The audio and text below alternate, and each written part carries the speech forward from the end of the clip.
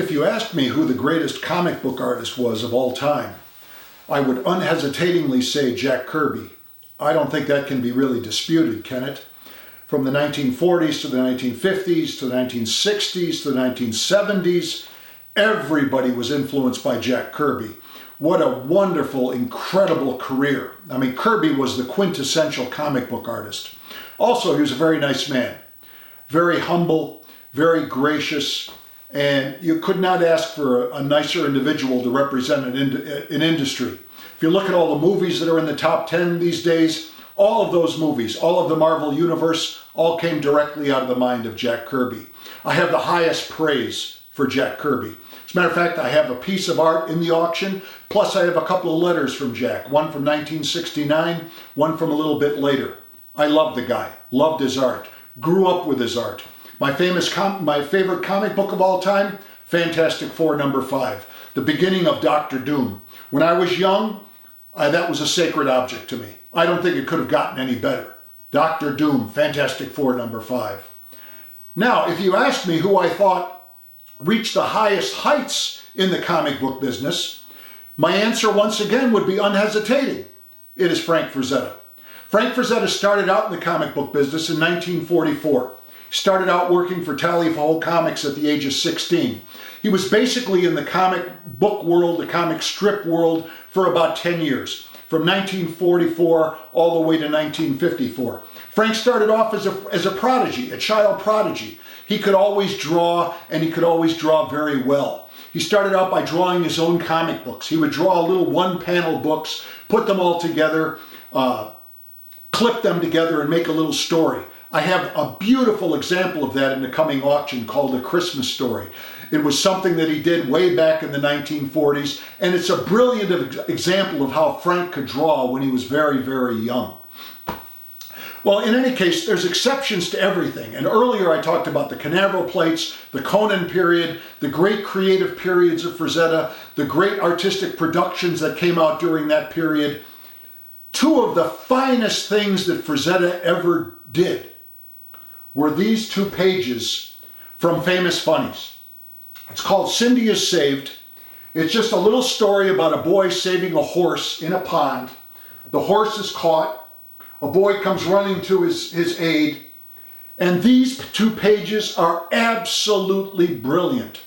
As a matter of fact, Frank's boyhood friend, Nick Meglin, was so impressed with these pages and would talk about them in such rapturous terms that Frank actually gave these pages to Nick as a gift. And Nick held on to them for many, many years. Nick, of course, later on was very well known for being a writer in Mad Comics, a writer of EC Comics, and becoming the editor of Mad Magazine. So he had a well-known place in the industry.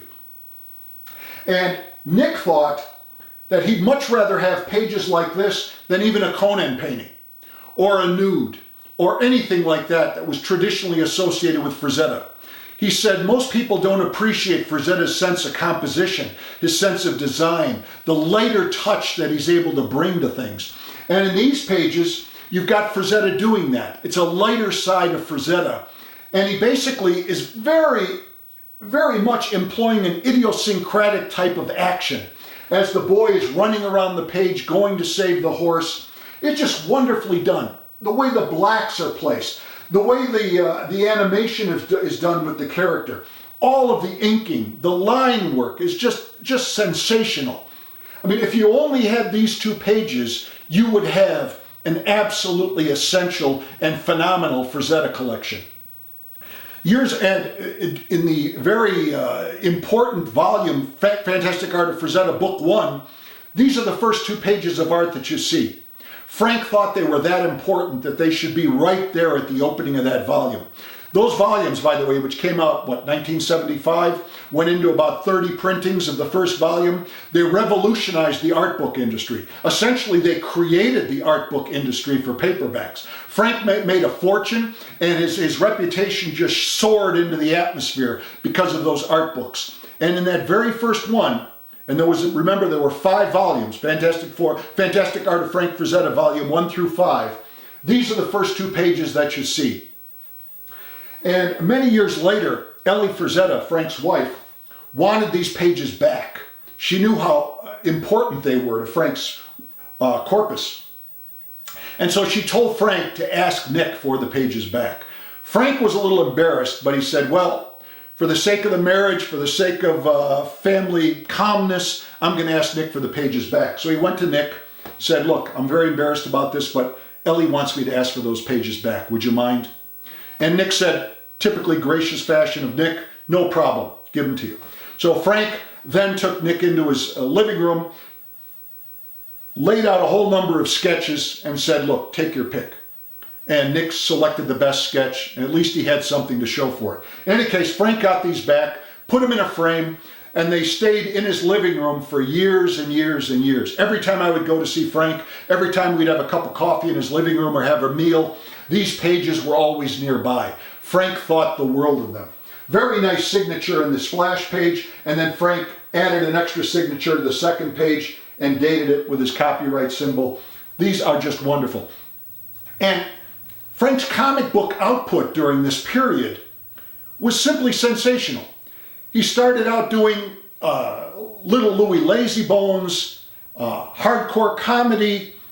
He started to try to do one of his own strips called Tyga. He then went into the Johnny Comet dailies. He worked on Johnny Comet for a little over a year. All of the work was really sensational, top notch. He did White Indian. He did a bunch of romance stories. He did a bunch of famous funnies covers with images of spacemen, rocket ships, women. All of this stuff sensational. What defines that period is the incredible line that Frazetta had. You know, the ancient author Simonides said, the line is the foundation of all art. That if you really want to understand what an artist is about, look at his line. And this is where Frazetta shines, because no one had a line like Frazetta.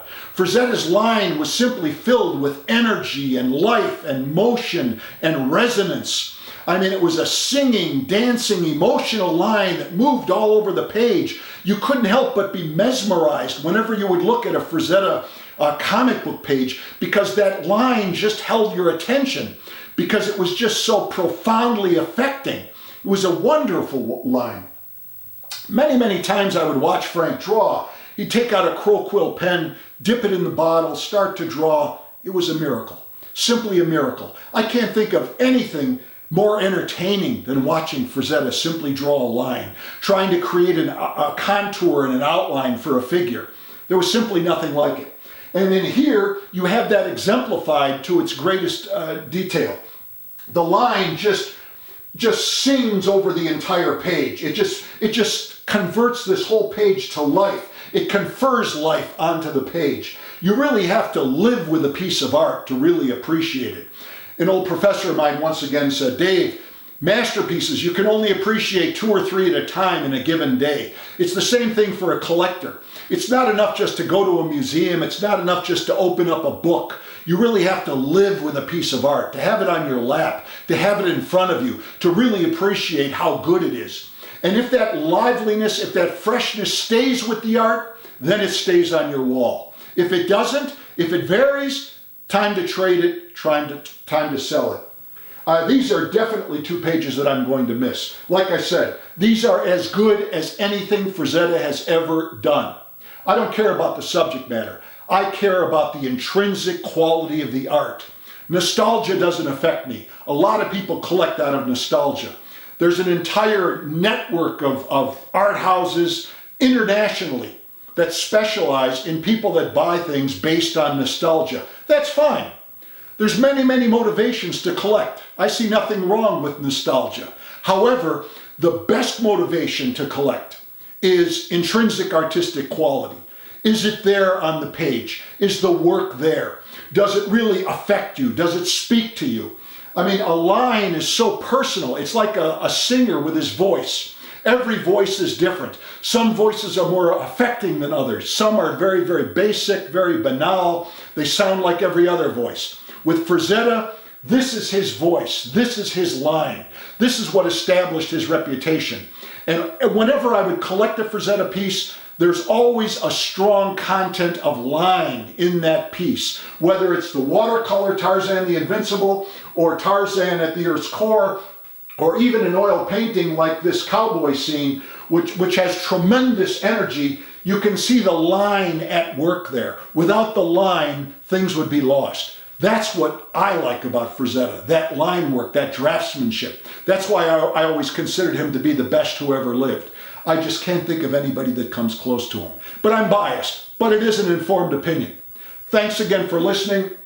I hope these catalogs really come out nicely these pages come out nicely in the catalog, because you'll get a real impact on them, because I don't think they've really been reproduced to show the impact of the inking. Thank you again.